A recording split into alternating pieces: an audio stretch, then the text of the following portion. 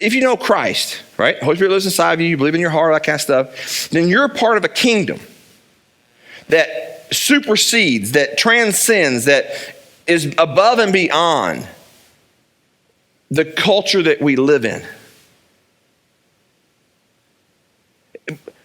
If this room is completely dark, right? I talk about light and dark an awful lot, right? If this room is completely dark, and I light a match, one little bitty match, do you think that match is intimidated by all the darkness around us? Now, we know that match doesn't really bring light into the room, right? I mean, just because I light a match don't mean I can even read my own Bible, let alone you guys could read. But that match is not intimidated by the darkness, because that match recognizes, as if a match has a brain, but you know what I'm saying, right? The match recognizes that when light comes in, darkness has to flee. You can't have lightness and darkness in the same place. It just doesn't happen. So the moment you light the match, because it understands the kingdom of light is greater than the kingdom of darkness.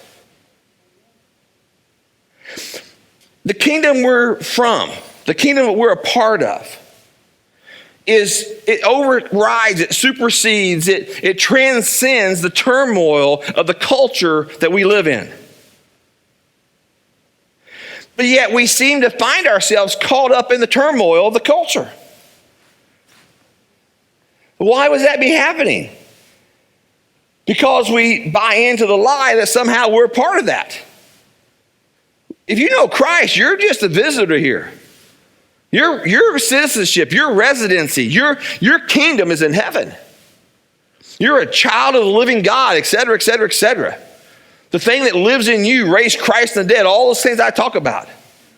And the kingdom that you're a part of is greater, overrides, supersedes, transcends all the turmoil that's around us in the culture. In other words, we can have peace in the middle of the darkness.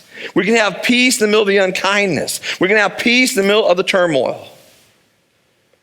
Or we can choose to just reflect the turmoil, to reflect the ugliness and unkindness.